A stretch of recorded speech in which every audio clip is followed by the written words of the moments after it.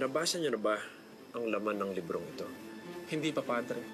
Ngunit base sa pamagat ay... Maaaring supersibo ang nilalaman nito kung babatayan natin ang titulo ng nobela. At hindi rin naman ako nagtataka na sa kanya niyo nakita ang babasahin na ito. Bueno, ¿dónde está? Dalihin niyo ako sa kanya. Nais ko siyang makita. Sí, fraile. Vamos.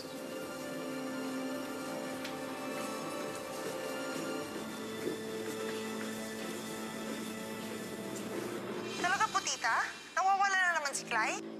Buong araw na namang nawawala. Hindi sumasagot sa mga text ko, mga tawag ko. Ano na naman bang nangyayari dyan sa kaibigan mo, Stacy? Ha? Meron na ba mapa-cosplay? Sabi naman ni Elias, masyado raw abala sa pagbabasa ng libro. Meron pang research na sinasabi. May, ano ba yun? Isekai pang sinasabi na hindi ko naman naiintindihan. Kahapon po kasi kami huling nagkita, tita eh. Nung ninenok niya po nung hiniram niya po yung libro sa prof namin. Libro? Opo, yung El Filipo na libro. Sabi kasi ng bruhang anak niyo na kailangan niya daw yun para... Teka, ano ba nga sabi niya sa akin? Sana talaga ito ang susi ko para makabalik. Ha? Makabalik saan? Kaloka ka? Libro lang pala kailangan mo. Di sana pinahiram na lang kita. Nako, Day. Hindi lang to basta libro. Kailangan dala ko to pag bumalik ako doon. Para naman, pag sinabi na naman nila sa akin, di naman totoo yung mga sinasabi mo. O, ibibigay ko to. Ayan, ma'am, sir, basahin nyo. Andyan lahat ng ebidensya. Nakasulat dyan ang kwento at mga mangyayari sa inyo. Teka, mabasa nino? Nung mga bago kong kaibigan. Paano hindi naman kasi sila naniniwala na ang Noli at Elfie ay kwento lang. Kathang isip lang. O at least pagdala ko to, mas mabilis silang maniniwala sa akin. Mas mabilis ko maililigtas ang buhay ni Maria Clara at Ibarra. Day, okay ka lang? Kailangan na ba kitang dalhin sa psychiatrist, ha? Magkita na lang tayo pagbalik ko, ha? O, sige na. Bakit? Teka, saan ka pupunta? Hoy, grabe naman to. Pero, hindi na ako sinagot ng anak niyo, tita. Yun na yung huling pagkikita namin kahapon. Gusto ko po sanang matulungan yung friends ko. Pero sa sitwasyon po kasi ngayon, parang wala na akong magagawa. Diyos ko. Ito rin ba yung sinasabi sa akin ng anak ko? Yung mga kaibigan niyang kailangan niyang tulungan? Ano pinapasok ng anak kong yan? Saan ba nagsusuot ang batang yun?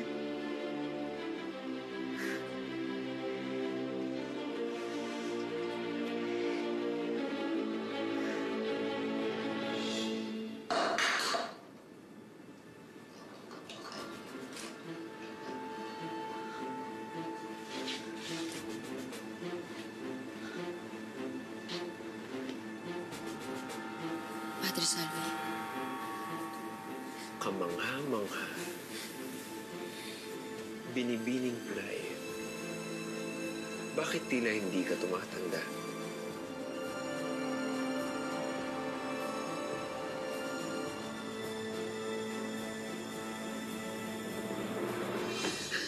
Sandali. Kailangan ba ng tubig, Fernando? Yan ang napapalaan ng mga taong tila hindi nag-eehersisyo. Mahinang pangatawan at tila lampa. Lampa.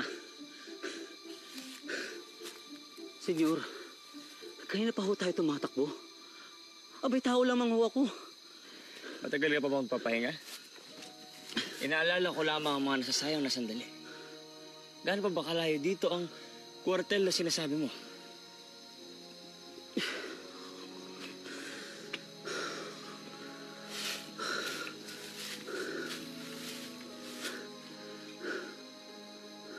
Malapit na tayo. Higit kumulang 30 minutos na lamang ay mararating na natin ang sentro kung nasa ng kwartel. 30 minutos? Aabutan na tayo ng sikat ng araw kung gano'n. Kailangan ko na siyang makita hindi na ako mapag-antay pa. Mauna na ako sa'yo. Kaibigan, ang bihira. At iniwan na nga ako. Panginoon ko, mukhang milalabas pa atang kape. Sumunod tayo. Anong hiwaga ang meron ka at hindi na bago ng panahon ng iyong edad at iyong wangis? Skincare ko talaga ang concern mo, Padre. Hindi na ako magtataka. Facial cream. Krema na pinapahid sa mukha para hindi agad lumabas ang kulubot at eye bags. Gusto mo ba, Padre? Meron sa bag... Manahimik ka. Hindi ko inaasahan magkikita tayo muli. Kung ganun, marahil ikaw ang sinasabi ng madring nais dumalaw kay Maria Clara. Bakit ka nagbabalik? Anong gulo na naman ang dadalhin mo sa buhay ni Maria Clara? Gulo. Look who's talking. Anong sinabi mo? Saang impyerno ka ba galing, demonyita ka? Pagsisisihan mo ang iyong pagbabalik. Dahil tinitiyak ko na mabubulok ka sa karasil. Sa anong kaso, Padre? Sa maraming kaso, Minibini. Kung ano ang maisip ko. Unang-una na ang pagiging pilibustera mo. Lalo't may hawak ka na ganitong klaseng libro.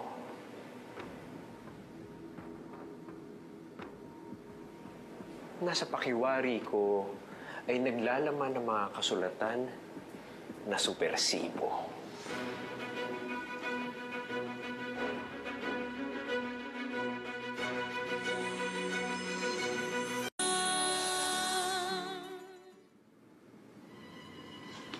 Akin na yan! Akin na yan! Wala namang laman yan. Puro kalokohan lang ang laman yan, Padre. Akin na! Akin na sabi! Sa iyong kinikilos ngayon, at tila namumutla at takot na takot. Sa palagay ko, mahalaga ang nilalaman ng librong ito.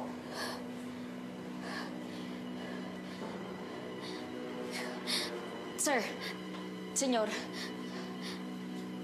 asa naman kasi yung pinadala nyo para sunduin si Senyor Simon? Bakit ito yung dumating? Asa ba si Senyor Simon? Magkakilala kayo ng Cardinal Moreno.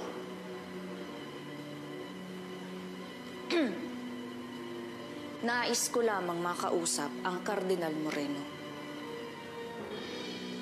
upang ihabla ang priling ito. Napakalakas naman ng loob mo. Tingnan natin.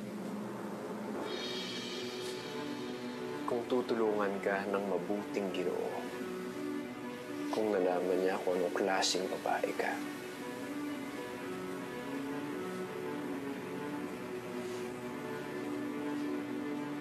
Senyor, ihanda na ang mga gwardiya sibil na sasama sa amin dahil kami babalik ng bayan ng San Diego.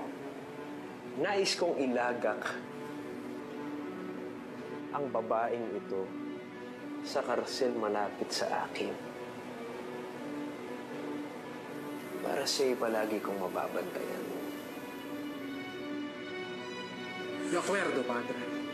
De paz, llama a tus compañeros. Deprisa. Enseguida, señor.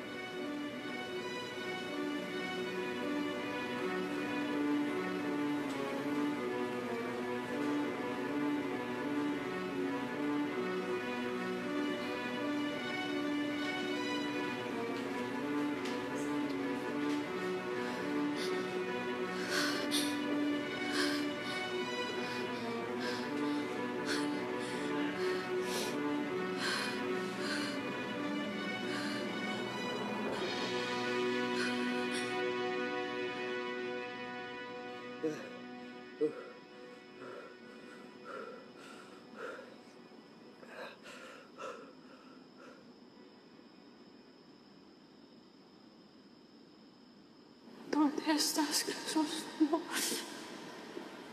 ¿Dónde estás, mi amor?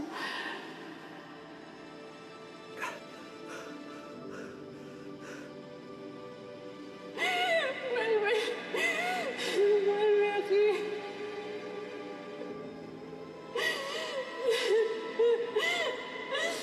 Rescátame, rescátame, mi amor. ¿Dónde estás?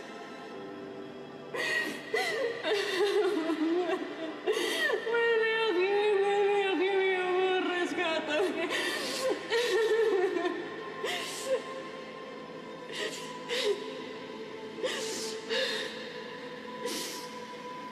Sálvame. Sálvame, Jesús, no. Maria!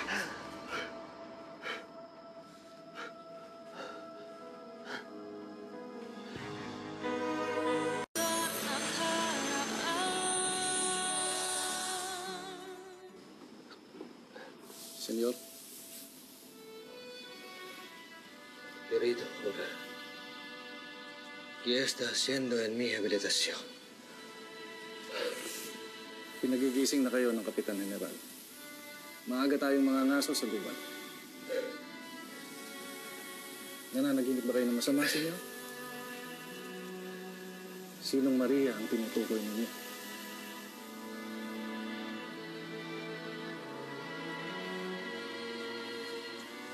May sabi na lamang kay Kapitan General, nagbibihis lamang ako. Muchas gracias.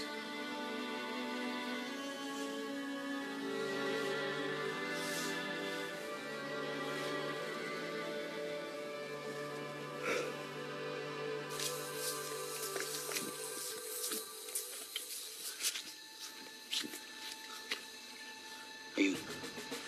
Ayun ang kwartel sa bayan na ito. Ngunit di tayo basta-basta makakalapit. May mga gwardya sibil. Kataka-taka. Higit na yata ang dami ng gwardya sibil ngayon kaysa nang huling nandito ako. Fernando, hindi agad-agad tayo makakalapit doon. Kailangan nating iwan ang ating mga baril dito. Kailangan nating magpanggap na pangkaraniwang mamamayan na may suliraning ilalagak sa kanila. Ako nang bahala. Halika na. Dito.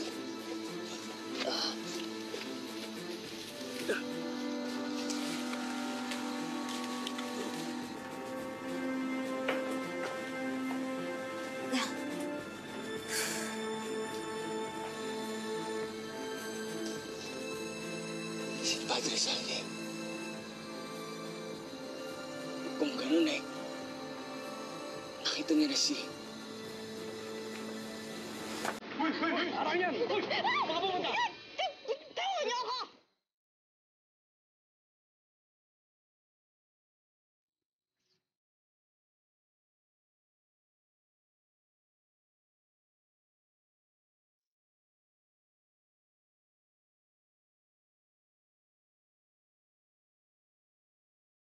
Ang aking puso. At ang aking hininga.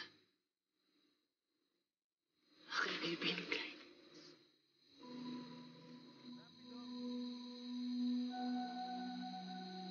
Sandali. Hindi ka maaaring lumapit. Makikilala ka ng fraile at sigurado akong ipapahuli ka niya. Mahinig ka sa akin. Hindi natin may liligtas ang binibinig. Kung pati ikaw mismo ay makukulong. Rapido. Tayo'y makakaalis na. Ah! Alalakad!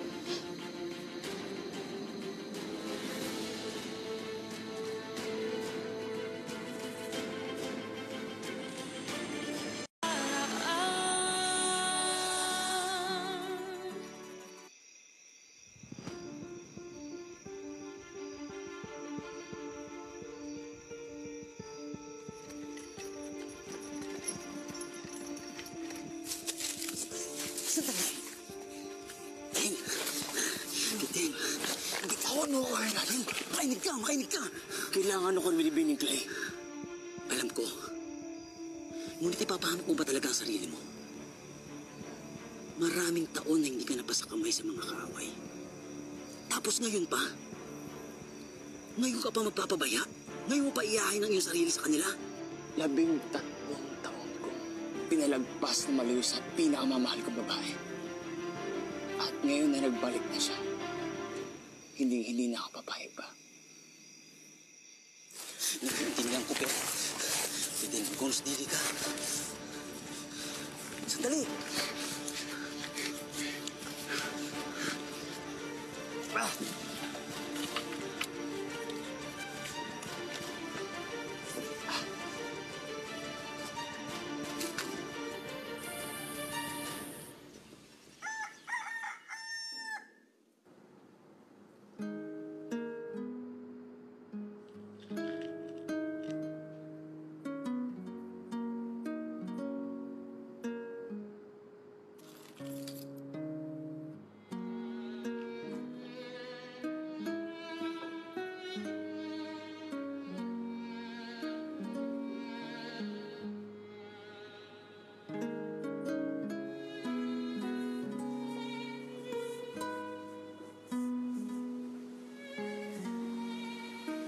Mahingi ng patawad, Lolo. Kung ikaw ay maiiwan mag-isa rito. Ang mahalaga, makakauwi na rin si Itay.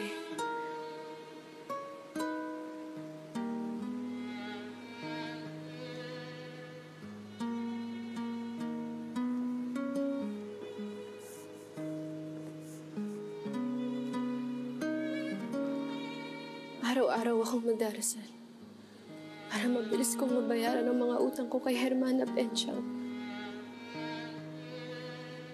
Nang sa ganun ay magkakasama-sama na tayo muli.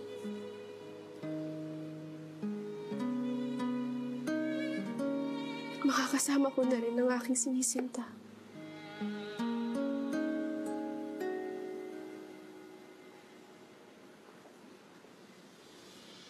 Huli.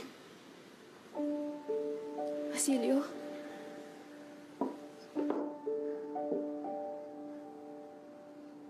Lola Cielo, maaari ko bang makausap si Huli?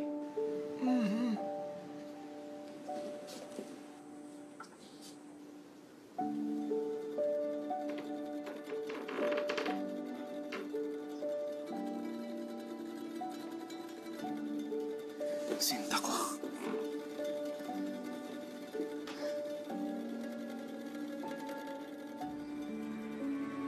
Nabalitaan ko ang nangyari kay Mang Tales.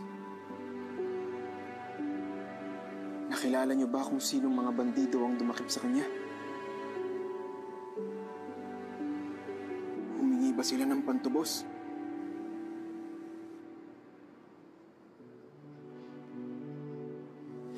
Diyos mio, Huli. Hindi ba batid ng mga bandido na inubos na ng korte at ng korporasyon ang inyong mga ari-arian? Pagkatapos ay dinukot pa siya.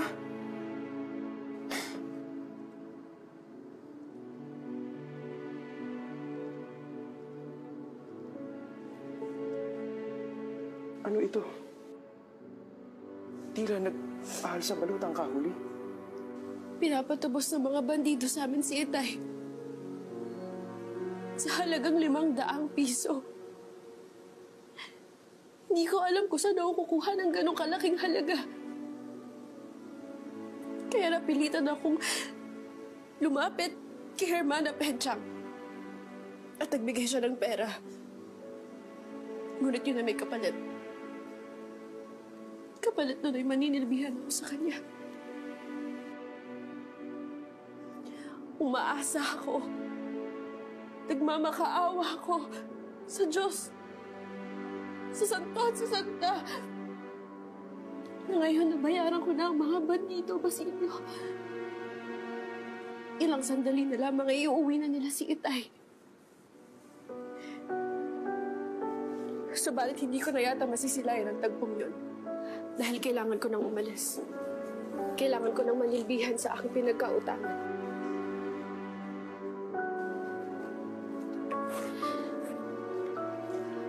Sandali.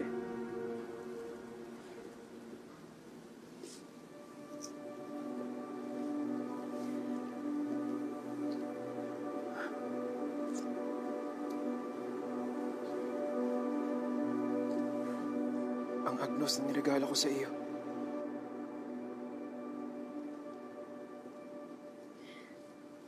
Dito lamang to. Bakit hindi ito ang inyong sinanla? Hindi mo kailangang paalipin kay Hermana Penchang. Hindi maaari. Hindi ba't handog to ng isang mabuting babae sa isang lalaking may ketong?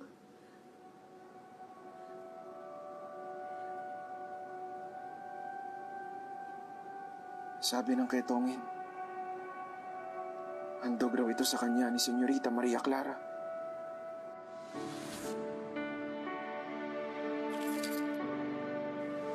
Isang tanda ng mabuting puso na hindi matutumbasan. At binigay sa iyo ito ng lalaking may ketong dahil tinulungan mo siya sa daan. Na siyang hinandog ko naman sa iyo bilang tanda ng aking pusong nagmamahal sa iyo.